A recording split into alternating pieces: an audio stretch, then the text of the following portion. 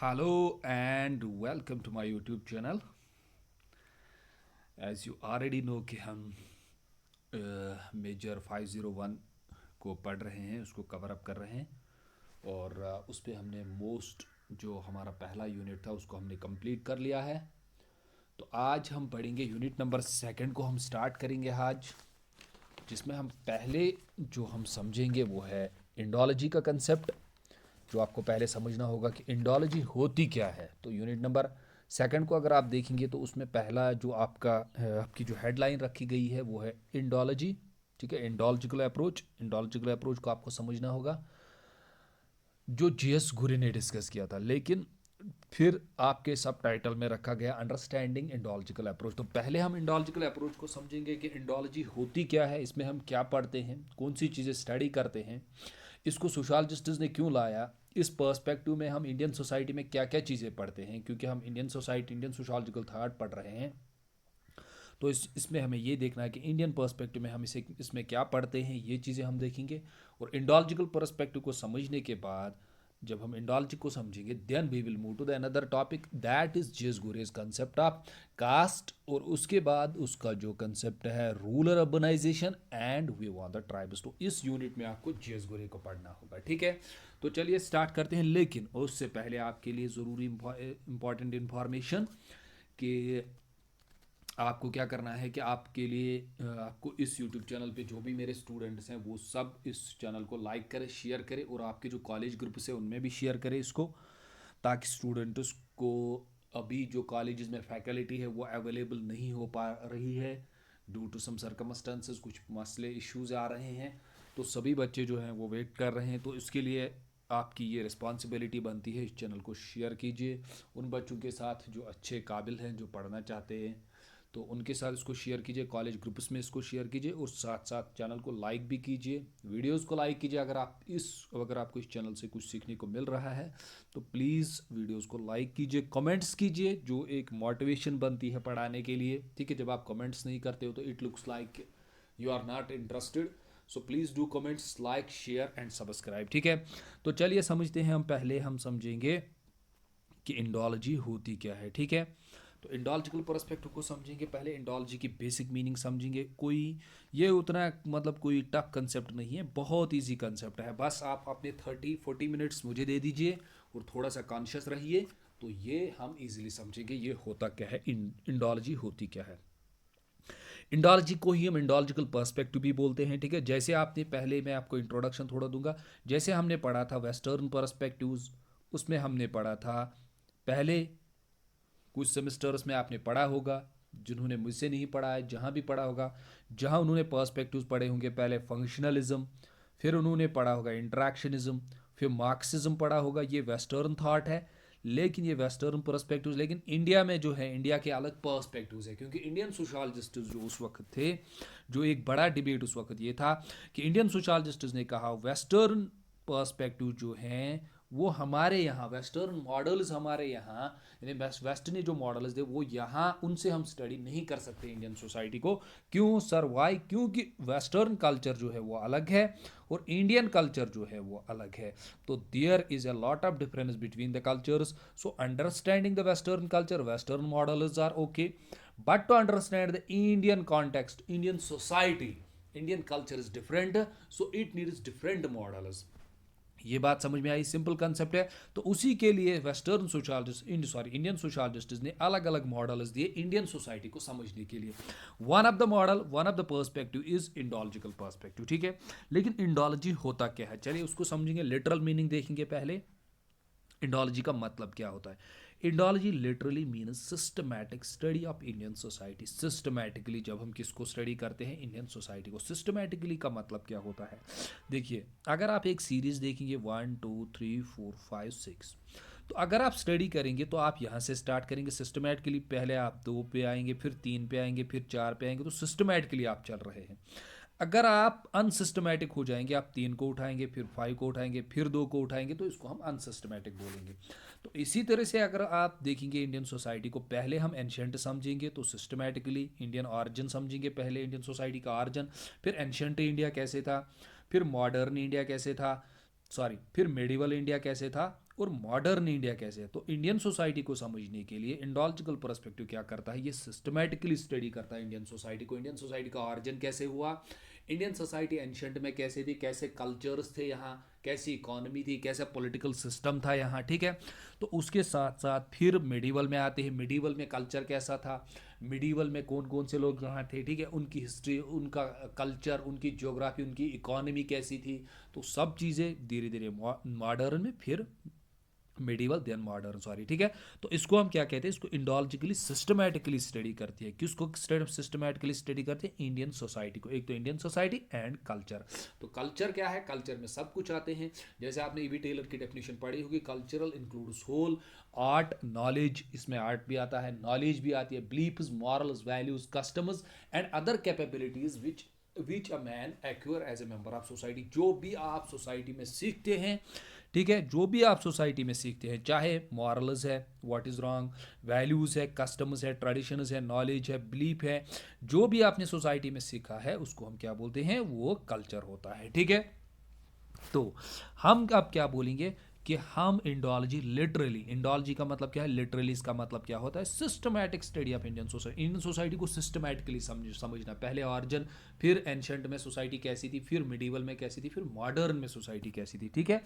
एक तो Indian society को समझना एंड इंडियन कल्चर को समझना, सिंपल कंसेप्ट है, आई बात समझ में। What is Indology, Indology means the systematic. जब हम इंडियन सोसाइटी को समझते हैं, क्या समझते हैं इंडियन सोसाइटी का, इंडियन सोसाइटी का ऑरिजिन, इंडियन सोसाइटी को सिस्टमैटिकली, मिडीवल में कैसी, एंशिएंट में कैसी थी, मिडीवल और मॉडर्न, और इंडियन सोसाइटी का कल्चर कैसे था। जब हम सिस्टमैटिकली इंडियन सोसाइटी के कल्चर को समझते हैं, हम बोलते हैं इंडोलॉजी। देखिए, लेकिन ये अभी कंप्लीट नहीं हुआ। Task of the Indological perspective. अब इंडोलॉजिकल पर्सपेक्टिव क्या करता है, इंडोलॉजिकल पर्सपेक्टिव हम क्या सीखते हैं, इंडोलॉजिकल पर्सपेक्टिव में क्या सिखाता है, इज टू इंटरप्रेट। इंटरप्रेट का मतलब क्या होता है, इंटरप्रेट का मतलब होता है किसी चीज़ की इंटरप्रिटेशन करना। जैसे आपने दो लाइन्स मैंने अभी यहाँ पढ़ाए, उनको मैंने एक्सप्लेन किया, ये होती है इंटरप्रिटेशन। आई बात समझ में। आप कोई भी रिलीजियस टेक्स्ट पढ़ते हैं, कोई लाइन पढ़ते हैं, फिर उसकी मीनिंग बताते हैं, वो कहाँ एग्जिस्ट करती है, उसका मतलब क्या है, कैसे उसको अप्लाई करना, उसको बोलते हैं इंटरप्रेट, ठीक है, इंटरप्रिटेशन। सो टास्क, टास्क का मतलब होता है काम, वो क्या है Indological perspective, task of the Indological perspective का क्या काम है, इज टू इंटरप्रेट करना, यानी चीज़ों को समझना, चीज़ों की इंटरप्रिटेशन करना, उनकी मीनिंग बता देना, एंड अंडरस्टैंडिंग, और समझना, किसको, इंडियन सोसाइटी को, किस बेस पे, ऑन द बेसिस ऑफ, किस बेसिस पे, traditional religious texts. Simple. Indological perspective का क्या काम है, इंडोलॉजिकल पर्सपेक्टिव का काम है इंटरप्रिटेशन करना, यानी रिलीजियस टेक्स्ट जो पुराने हैं इंडिया की, उनको इंटरप्रेट करना, यानी उनकी मीनिंग्स बताना, एंड अंडरस्टैंड, और इंडियन सोसाइटी को समझना, लेकिन किस बेस पे, ट्रेडिशनल रिलीजियस टेक्स्ट्स पे। सिंपल क्या याद रखेंगे आप, इंडोलॉजिकल पर्सपेक्टिव का मतलब होता है interpretation and understanding, interpretation and understanding किसकी, इंडियन सोसाइटी को समझना, किस बेस पे समझना, on the basis of India की जो ट्रेडिशनल टेक्स्ट्स हैं, इंडिया के जो पुराने ट्रेडिशनल टेक्स्ट्स हैं, यानी कि इंडिया की जो पुरानी किताबें हैं, पुरानी बुक्स है, जैसे हमारे पास, जैसे हम एग्जांपल से बोलते हैं नीलमत पुराना, ठीक है। तो उसके साथ साथ जो इंडिया की पुरानी टेक्स्ट्स है, वेदास हैं, पुराणास है, स्मृति मानो, सॉरी, स्मृतिज है, ठीक है। तो इंडिया की जो पुरानी बुक्स है, इंडिया की जो पुरानी टेक्स्ट्स हैं, जो भी ट्रेडिशनल टेक्स्ट्स हैं, रिलीजन एज वेल एज जो पुराने लोगों ने लिखी है, जैसे मैंने आपको emergence of sociology in India में पढ़ाया था कि यहाँ बहुत सारे ट्रैवलर्स आए थे, जैसे मैगस्थनीज आए थे, फाह्यून आए थे, चाइना से आए थे, ठीक है। उसके बाद अल-बिरूनी आए थे, तो उन्होंने टेक्स्ट्स लिखे यहाँ के बारे में, यहाँ के कल्चर के बारे में। तो उनके साथ साथ रिलीजियस टेक्स्ट जो पुराने हैं, उन बुक्स के बेस पे इंडिया को समझना, जब हम उन बुक्स के बेस पे इंडियन सोसाइटी को, इंडियन कल्चर को समझते, उसी को हम बोलते Indological perspective. Simple simple simple, ठीक है। बहुत ही इजी कंसेप्ट है ये, कि जब भी हम इंडियन सोसाइटी को समझते हैं, किस बेस पे समझते हैं, इंडियन सोसाइटी को पढ़ते हैं, इंडियन सोसाइटी को समझते हैं, किस बेस पे, इंडिया के जो पुराने रिलीजियस टेक्स्ट्स हैं उन बेस पे समझते हैं, या वो बुक्स जो यहाँ आए थे लोग, जिन्होंने यहाँ ट्रैवल किया था इंडियन सोसाइटी में, उन्होंने लिखी है, उन बेसिस पे जब हम इंडियन सोसाइटी को समझते हैं कि इंडियन सोसाइटी एंशिएंट में कैसी थी, मिडीवल में कैसी थी, मॉडर्न में कैसी थी, उसी को हम बोलते हैं सोशियोलॉजी में इंडोलॉजिकल पर्सपेक्टिव। सिंपल। चलिए, हमने क्या कहा, हमने कहा Indological perspective is to interpret करना, समझना, अंडरस्टैंड करना इंडियन सोसाइटी को किस पे, on the basis of traditional religious texts, जो ट्रेडिशनल रिलीजियस टेक्स्ट्स हैं, जो पुराने रिलीजियस बुक्स हैं यहाँ के, और एंशंट लीगल, जो लीगल भी है, पुराने लीगल डॉक्यूमेंट्स, मतलब जिनको रिकॉग्नाइज किया जाता है, हाँ ये हैं, जिनको हिस्टोरियंस कहते हैं ये डॉक्यूमेंट सही है। एंड हिस्टोरिकल डॉक्यूमेंट, जो इंडिया के हिस्टोरिकल डॉक्यूमेंट्स है, लाइक जो बुक्स है जैसे नीलमत पुराण है हमारे यहाँ, तो उसको हिस्टोरियंस एक्सेप्ट करते हैं, हाँ ये बुक जो है ये एक्सेप्टेड है, इसमें कोई गलत चीज़ नहीं है। तो हिस्टोरिकल डॉक्यूमेंट्स, ठीक है, इन्हें इंडियन सोसाइटी को समझना, पुरानी बुक्स पे, एंशंट लीगल डॉक्यूमेंट, जो भी पुराने लीगल डॉक्यूमेंट्स हैं, जैसे मैंने आपको बोला था बुक्स जैसे मैगस्थनीज की, अल बिरूनी की बुक्स है, ठीक है, जो उन्होंने लिखी है इंडियन सोसाइटी पे, हिस्टोरिकल डॉक्यूमेंट्स पे, लिटरेरी वर्क्स पे, एंड इवन आर्कियोलॉजिकल एविडेंसेस, जो पुराने आर्कियोलॉजिकल एविडेंसेस है, ठीक है, जो आर्कियोलॉजिकल एविडेंसेस आपको पता है जो ज़मीन से मिलते हैं, ठीक है, उसमें उसमें कभी कभी वहाँ से निकलते कॉइन्स निकलते हैं, उनकी ज्वेलरीज निकलती हैं, पोर्ट्स निकलते हैं, तो उस बेसिस पे भी जब हम इंडियन सोसाइटी को समझते हैं सोशियोलॉजी में, हम उसको क्या बोलते हैं, Indological perspective. Okay, so in this way this approach is different from the western approach. तो ये अप्रोच जो है ये डिफरेंट है वेस्टर्न अप्रोच से। क्यों? क्योंकि ये अप्रोच जो है ये सोसाइटी को समझता है रिलीजियस टेक्स्ट्स पे, जो अपनी रिलीजियस टेक्स्ट्स है यहाँ, ठीक है, और जो यहाँ के पुराने डॉक्यूमेंट्स उन पे सोसाइटी को समझना, ये वेस्टर्न पर्सपेक्टिव से डिफरेंट है, ठीक है, which are deemed unstable to Indian context. इन्होंने कहा था, अच्छा इन्होंने ये पर्सपेक्टिव, इंडियन सोशलिस्ट ने ये पर्सपेक्टिव क्यों दिया था, इंडोलॉजिकल पर्सपेक्टिव, इन्होंने कहा कि वेस्टर्न पर्सपेक्टिव से हम इंडियन सोसाइटी को नहीं समझ सकते हैं, ठीक है, अगर हम अभी वेस्टर्न पर्सपेक्टिव से यहाँ इथनोग्राफिक स्टडी करेंगे, हम समझेंगे यहाँ के सोसाइटी को, यहाँ कैसा सिस्टम है, यहाँ फील्ड वर्क करेंगे, लेकिन एंशंट हमारी सोसाइटी, एंशंट कल्चर क्या था, उसको हम नहीं समझ सकते हैं, ठीक है। सो रिलीजन लाइक, सर कौन कौन सी बुक्स आती हैं पुरानी जो जिस पे हम जो जो इडोलॉजिकल पर्सपेक्टिव्स यूज़ करते हैं, तो वो रिलीजियस टेक्स्ट है, लाइक जिसे हम बोलते हैं महाभारता, रामायण, वेदास, उपनिषद, ठीक है, स्मृतिज, और हिस्टोरिकल टेक्स्ट्स लाइक, उसके साथ साथ जो कोटालिया थे, कोटालिया जो इंडियन फिलासफर थे, ये एक बहुत बड़े फिलासफर इंडिया में थे, ठीक है, तो ये भी बुक्स लिखते थे, इनकी एक बुक है जिसको हम अर्थशास्त्रास बोलते हैं, ठीक है, और उसके साथ साथ जो ट्रैवलर्स आए थे लाइक दोज ऑफ मैगस्थनी, फाह्यून आए थे, ठीक है, अल्बेरुनी आए थे, writings and inscription by the Kings, और उसके साथ साथ जो बादशाहों, किंग्स ने यहाँ राइटिंग्स, उनके बारे में बुक्स लिखी गई थी, इंस्क्रिप्शन जो उन्होंने दीवारों पे लिखे थे, ठीक है, पत्थरों पे लिखे था यहाँ के बादशाहों ने, and other archaeological evidences were all used for the study of Indian society. इसमें हम ये सभी सोर्सेज यूज करते हैं किसको स्टडी करने के लिए, इंडियन सोसाइटी को। सिंपल, अगर आप इंडियन सोसाइटी को समझ रहे हैं, आप महाभारत पढ़ रहे हैं, आप उपनिषद पढ़ रहे हैं, आप वेदास पढ़ रहे हैं, आप स्मृतिज पढ़ रहे हैं, आप कोई हिस्टोरिकल डॉक्यूमेंट पढ़ रहे हैं इंडियन सोसाइटी को समझने के लिए, मतलब एज ए स्टूडेंट आप कौन सा पर्सपेक्टिव फॉलो कर रहे हैं, आप इंडोलॉजिकल पर्सपेक्टिव फॉलो कर रहे हैं, simple. Then so Indology emphasizes, ये जोर देती है किस पे, upon the study of Indian languages, Indian languages को समझो, ठीक है, जो यहाँ लैंग्वेजेस हैं, आइडियाज, बिलीफ्स, यहाँ के कस्टम्स को etcetera with in the broader purview of Indian society, लेकिन कहाँ, यहीं के सोसाइटी में आप इन चीज़ों को समझेंगे, ठीक है, तो इंडियन सोसाइटी में आपको ये चीज़ें समझनी होगी। कैसे, कौन एम्फेसाइज देता है इस पर, इंडोलॉजिकल पर्सपेक्टिव देती है कि आप यहाँ के चीज़ों को समझिए, ठीक है। नाउ अच्छा, अब हम salient features of Indological perspective के देखते हैं कि इसके क्या क्या साइलेंट फीचर्स है। ये कहता है इंडियन सोसाइटी इज यूनिक, ये यूनिक है। यूनिक का मतलब होता है इंडियन सोसाइटी जो ये बाकी सोसाइटीज़ के साथ नहीं मिलती है, इसका कल्चर अलग है, इसके ट्रेडिशंस अलग है, इसके कस्टम्स अलग है, इसके वैल्यूज़ अलग है, उसके साथ साथ इंडियन सोसाइटी में diversity and unity simultaneously exist करती है। इंडियन सोसाइटी अगर आप देखेंगे with in the kilometre diversity within the diversity exist करती है, ठीक है, हिंदू, मुस्लिम्स, क्रिश्चियन, सिख, ईसाई, ठीक है, different languages, different cultures exist करते हैं, साथ साथ रहते हैं, ठीक है, तो ये यूनिक है इंडियन सोसाइटी।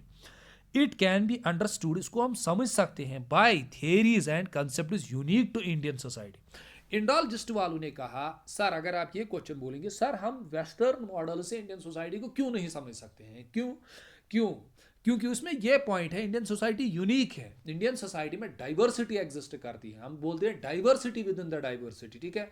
अगर आप किसी भी कम्युनिटी को उठाएंगे, हिंदू या मुस्लिम कम्युनिटी को उठाएंगे, मुस्लिम कम्युनिटी में भी diversity with in diversity exist करती है। जैसे आप इंडियन मुस्लिम्स को देखोगे और कश्मीर के मुस्लिम्स को देखोगे तो डाइवर्सिटी, उनमें भी डाइवर्सिटी, इनमें भी डाइवर्सिटी है, diversity within the diversity है, मुस्लिम्स में भी within the diversity, Hindu within the Hindu diversity आपको देखने को मिलेगी, ठीक है। तो it can be understood by the theories and concept unique to India. तो इंडियन सोसाइटी को समझने के लिए हमें यूनिक और अलग थेरीज चाहिए, वेस्टर्न से हट के थेरी चाहिए, जिससे हम क्या समझ सकते हैं, जिससे हम इंडियन सोसाइटी को समझ सकते हैं, ठीक है। And not by the प्रीविलिंग western theories and concept. हम यहाँ की सोसाइटी को वेस्टर्न मॉडल्स और वेस्टर्न थ्योरी से नहीं समझ सकते हैं। बात आई समझ में? वेस्टर्न मॉडल्स आप बोलोगे सर कैसे, जो वेस्ट ने हमारे मॉडल्स दिए, जैसे हमारे पास स्कोट है, दुर्खियम है, तो उन्होंने जो वेस्टर्न सोसाइटी को समझने के लिए थेरीज दी, उनको हम इंडोलॉजिस्ट जो है हमारे इंडोलॉजिकल सोशलॉजिस्ट वो कहते हैं, उनसे हम यहाँ के सोसाइटी को नहीं समझ सकते। यहाँ के सोसाइटी को समझने के लिए हमारे पास अपने मॉडल्स होने चाहिए, अपने थेरीज होने चाहिए, अपने कंसेप्ट होने चाहिए। क्यों? क्योंकि इंडियन सोसाइटी यूनिक है, ठीक है। क्यों? क्योंकि वेस्टर्न कल्चर अलग है, इंडियन सोसाइटी का कल्चर अलग है। डेट फिर कहते हैं Indologists emphasize more on understanding rather than suggesting solutions to the problems. Indologists emphasize देते हैं more on understanding. वो कहते हैं आप इंडियन सोसाइटी को समझो, आप solutions मत दो, solutions आपको नहीं देने हैं, rather than suggesting solutions to the problem. जो यहाँ के प्रॉब्लम्स हैं उनका आपको सोल्यूशन नहीं देना है, आपको खाली इंडोलॉजिकल पर्सपेक्टिव क्या कहता है, आप इंडियन सोसाइटी को समझो, ठीक है, इंडियन कल्चर्स को समझो, इंडियन लैंग्वेजेस को समझो, Indian morals, values, customs, traditions, beliefs, इनको समझो, तो इंडियन कल्चर को समझो, ठीक है। कौन कहते हैं? इंडोलॉजिस्ट्स। Understanding of the society is developed in terms of the continuity from the past and through the identification of historical mark. ये कहते हैं अगर आपको इंडियन सोसाइटी को समझना है, उसके लिए बहुत ज़रूरी है in terms of continuity from the past. आपको पास्ट से ही हिस्टोरिकल मॉडर्न से समझना होगा, एंशंट से लेके मॉडर्न तक, मॉडर्न से लेके एंशंट से लेकर मिडीवल तक, मिडीवल से लेकर मॉडर्न तक कौन सी चीज़ें कंटिन्यूअस रही, कौन सी चीज़ें चेंज हो गई, किन चीज़ों में जिसे हम कंटिन्यूटी एंड चेंज बोलते हैं। तो इंडियन सोसाइटी को आप क्या समझना है, आपको हिस्टोरिकल मॉडर्न से समझना होगा, ठीक है, तभी आप इंडियन सोसाइटी को समझ पाओगे। This perspective seldom uses of field work for taking into the account of existence of heterogeneity and variations present in the Indian society. ये पर्सपेक्टिव कहता है ये ज़्यादा फील्ड वर्क पे काम नहीं करता है, ठीक है। इसको हम सेल्डम बोलते हैं, रियरली, मतलब फील्ड वर्क पे ये ज़्यादा डिपेंड नहीं करता है। इंडोलॉजिस्ट सबसे ज़्यादा क्या करते हैं, ये ज़्यादा बुक्स को पढ़ते हैं, ये यानी बुक व्यू जिसे हम बोलते हैं, इनकी ज़्यादा बुक व्यू होती है, ये पुराने बुक्स को पढ़ते हैं, फिर ये इंडियन सोसाइटी को समझते हैं, ठीक है। फील्ड वर्क का मतलब क्या होता है, ये फील्ड में काम करने नहीं जाते। जैसे मैं आपको बोलूँगा आप अपने एरिया के सोसाइटी को समझो, आप फील्ड में काम करोगे, यहाँ कल्चर कैसा है, यहाँ इकोनॉमी कैसे है, यहाँ मॉरल्स क्या है, यहाँ वैल्यूज़ क्या है, कस्टम्स क्या है, ट्रेडिशंस क्या है, बिलीफ्स क्या है। तो ये कहते हैं नहीं, ये बोलते हैं कि आपको सोसाइटी में फील्ड वर्क करने की ज़रूरत नहीं है, आपको क्या करना है, आपको अपनी सोसाइटी की हिस्टोरिकल बुक्स पे जाना है, उन्हीं को समझना है। तो रियरली बोलते हैं हम ये फील्ड वर्क ज़्यादा यूज़ नहीं करते हैं, ठीक है। चलिए, इसके बाद आपको याद रखना है, इसके बाद हम कहते हैं इंडोलॉजिकल पर्सपेक्टिव जो है ये चेंज हो गया विथ टाइम। जैसे ही धीरे धीरे टाइम आया, जैसे पहले हमारे सोशोलॉजिस्ट थे, जैसे हमारे जीएस गुरे थे, तो धीरे धीरे ये इंडोलॉजिकल पर्सपेक्टिव चेंज हो गया, ठीक है। With the time as the nature of study changes, जब नेचर ऑफ स्टडी चेंज हो गया तो ये भी धीरे धीरे चेंज हो गया। So it is broadly categorised into 2 streams. अब हम इसको क्या करते हैं, 2 स्ट्रीम्स में, यानी कि ये जो हमारे पास रिवर आ रहा था, इस रिवर को हमने अलग अलग कर दिया, अब इसके हमने 2 रिवर्स बना दिए, ठीक है, क्योंकि धीरे धीरे चेंज आ गई।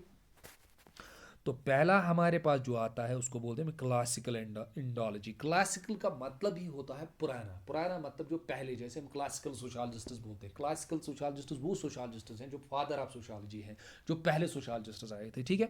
तो क्लासिकल पुराने, इसका मतलब होता है जो पहले इंडोलॉजिस्ट्स थे, ठीक है। इट वाज प्रेवलेंट, ये था बिफोर द 1920, यानी 1920 से पहले जो इंडोलॉजी थी, इसको हम क्या बोलते हैं, जो इंडोलॉजिस्ट्स थे, जो सोसाइटी को किस बेस पे, पुराने टेक्स्ट्स, रिलीजियस टेक्स्ट पे समझते थे, तो वो उनको हम बोलते हैं क्लासिकल सोशोलॉजिस्ट्स। लेकिन वो कब थे, 1920 से पहले, ठीक है, याद रखना। In the writings of British intellectuals, ये क्या थे, ये हमें कब मिलते हैं, जब ब्रिटिश इंटेलेक्चुअल्स थे, तो उसका तो हमने क्या कहा, ये 1920 से पहले थे। कब थी ये writings of the British intellectuals? It refers to the pure book view. Pure book view का मतलब होता है जिसमें खाली हम बुक्स से पढ़ते थे, यानी हम फील्ड में काम नहीं करते थे, खाली बुक्स से समझते थे सोसाइटी को। Perspective as influences from the ancient texts were taken on their face value. Initially, emphasis of this perspective was on the translation of Sanskrit. तो उस टाइम पे सबसे ज़्यादा क्या होता था, उस टाइम पे पुराने टेक्स्ट जो हमारे थे उस पे ज़्यादा उसको उनको उनके फेस वैल्यू यानी उनको समझने पे ज़्यादा प्रेफरेंस दी जाती थी।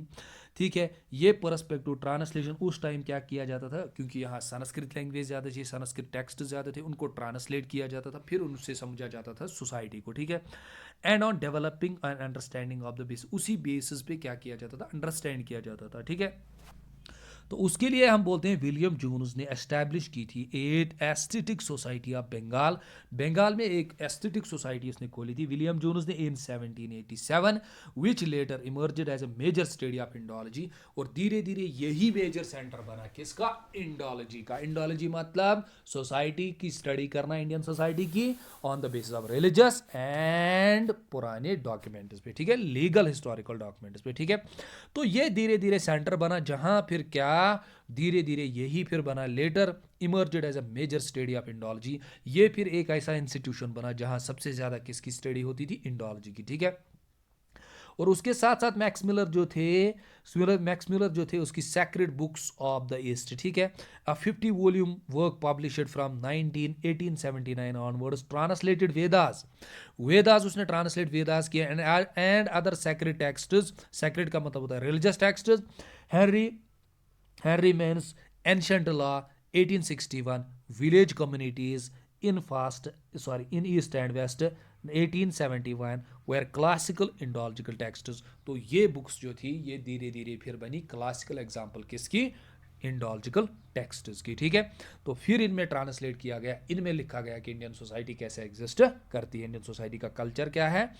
तो इनिशियली इंडोलॉजिस्ट्स वायर ईदर, तो पहले ये क्या थे, western scholars as colonial British officers, later many Indians. पहले इंडोलॉजिस्ट्स कौन थे, पहले इंडोलॉजिस्ट्स आपको याद रखने वेस्टर्न थे, ब्रिटिश कॉलोनियल ब्रिटिश, जो ब्रिटिश ऑफिसर्स यहाँ थे, जो यहाँ काम कर रहे थे, जो एडमिनिस्ट्रेशन में थे, पहले वही लोग थे। फिर धीरे धीरे later many Indian Indological schools were also established, फिर धीरे धीरे इंडिया के भी बने और इंडोलॉजिकल स्कूल्स थे वो एस्टैब्लिश किए गए, इंक्लूडिंग द थियोफिलॉसफिकल सोसाइटी थियोसोशल जो हमारे यहाँ सोसाइटी थी वो धीरे धीरे क्रिएट की गई 1886। ओरिएंटल रिसर्च इंस्टीट्यूशन मैसूर खोला गया 1891। ठीक है, फिर पुणे में एक इंस्टीट्यूशन खोला गया 1917। ठीक है, western scholars in general had a critical view of Indian society. ठीक है, तो उनके उनके उनके पास जनरल एक व्यू थी, वो क्रिटिकल थे इंडियन सोसाइटी को, ज़्यादा क्रिटिसिज्म यानी कि क्रिटिकल वे में ज़्यादा देखते थे। So Indian scholars how ever highlighted the greatness, फिर जब इंडियन स्कॉलर्स आए उन्होंने क्या हाईलाइट किया, ग्रेटनेस की, इंडियन सोसाइटी की क्या खूबियाँ हैं, क्या अच्छाइयाँ हैं, and uniqueness of Indian society की क्या अच्छाई चीज़ें हैं, क्या अच्छी चीज़ें, क्या अच्छे मॉरल वैल्यूज़ कल्चर क्या है यहाँ। तो उसको धीरे धीरे किसने किया, इंडियन स्कॉलर्स ने उसको हाईलाइट किया। क्यों, क्योंकि ब्रिटिशर्स क्या करते थे, वो इंडियन सोसाइटी को सबसे ज़्यादा क्रिटिकली व्यू में प्रेजेंट कर, यानी ये बोलते थे ये लोग बैकवर्ड हैं, ये बारबेरिक है। ठीक है, ये अभी भी मतलब बैकवर्ड है।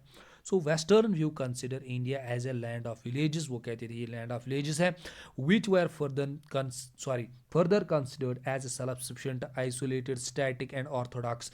ये लोग सेल्फ सफिशिएंट है, ये अलग रहते हैं, स्टैटिक है, इनमें कोई चेंज नहीं होती, ऑर्थोडॉक्स है, रिजिड है। ठीक है, religion was considered central to the understanding of social institutions, और ये कंसिडर किया जाता था यहाँ अगर कुछ भी समझना है तो उसके लिए आपको क्या समझना होगा, रिलीजन समझना होगा। ठीक है, और रिलीजन ही यहाँ सारे इंस्टीट्यूशन चलाता है। ठीक है, social relationships were guided by the transnationalism and caste system. तो यहाँ के रिलेशन जो है, सोशल रिलेशंस, क्या किससे शादी करनी है, किसके साथ रिश्ते बनाने हैं, किन के साथ चलना है, वो कौन गाइड करता है, कास्ट सिस्टम। ठीक है, caste system was considered as closed, ये क्लोज्ड है, इसमें कोई चेंज नहीं कर सकता, and a symbol of feudal and backward character of Indian society. Casteism को एज ए रिप्रेजेंट किया जाता था कि यहाँ के लोग जो है ये बैकवर्ड है। ठीक है, सो जनरली जनरली हम कहते हैं joint families, panchayat and jajmani system etcetera were consider other elements of Indian social life and some research were done on the elements as well. तो इसको हम क्या बोलते हैं,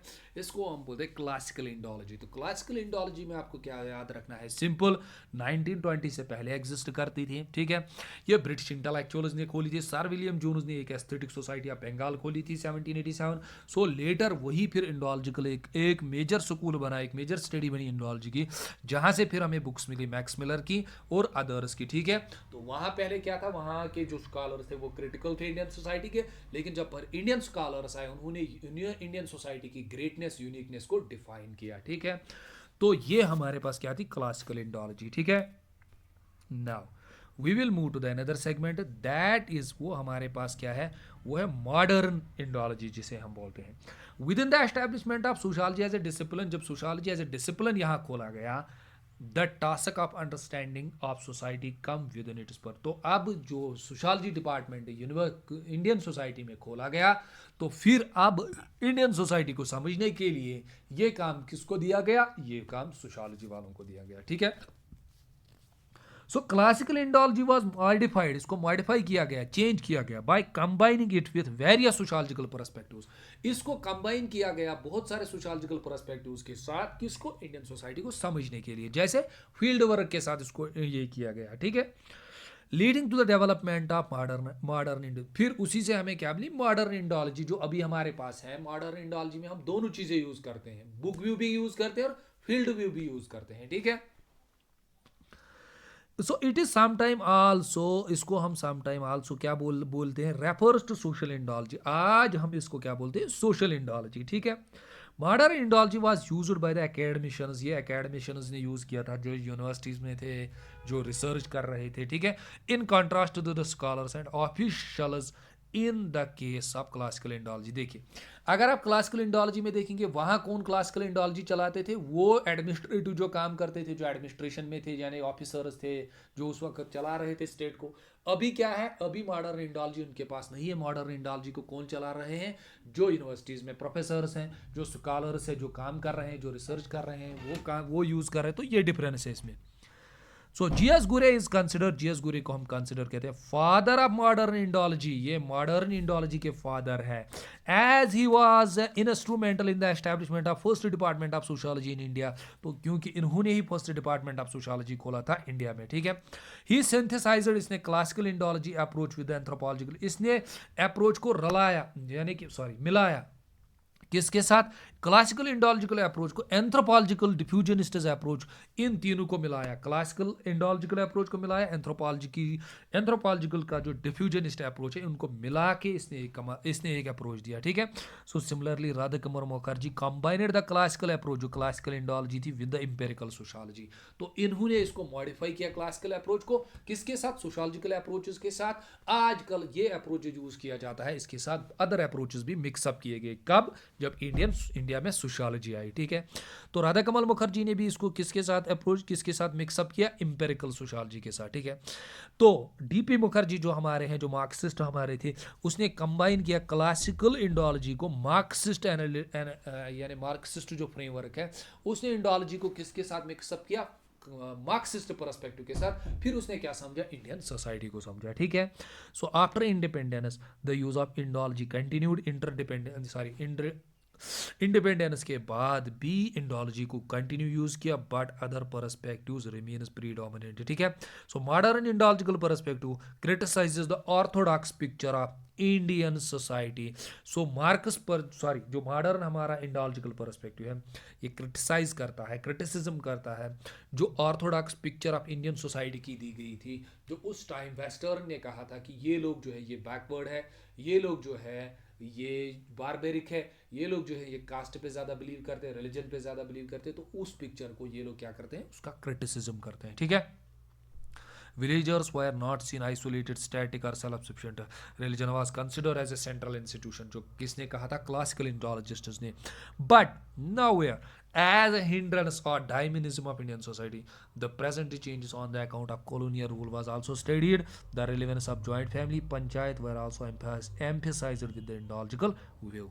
तो अभी इसको क्या किया जाता है, अभी मॉडर्न इंडोलॉजी में क्या किया जाता है, मॉडर्न इंडोलॉजी में इंडियन सोशोलॉजिस्ट्स ने फिर इस इंडोलॉजिकल पर्सपेक्टिव को मिक्सअप किया इन सोशोलॉजी के अदर पर्सपेक्टिव्स के साथ. तो आज भी ये यूज होता है इंडोलॉजिकल पर्सपेक्टिव, लेकिन उसके साथ इंपेरिकल वर्क भी होता है. ठीक है, उसमें हम डेटा भी प्रोवाइड करते हैं. अगर हम कहते हैं कि हमारी सोसाइटी कितनी चेंज हो गई, उसके साथ हम इंपेरिकल डेटा भी यूज़ करते हैं. राधा कमल मुखर्जी ने इसको मिक्सअप किया, उसके साथ साथ जी एस गुरे ने भी किया. ठीक है, तो उसके साथ साथ डीपी मुखर्जी ने भी इसको मिक्सअप किया अदर सोशोलॉजिकल पर्सपेक्टिव्स के साथ. तो ये हमारा इंडोलॉजिकल पर्सपेक्टिव था, ये कंसेप्ट था इंडोलॉजी का, मीनिंग ऑफ इंडोलॉजी.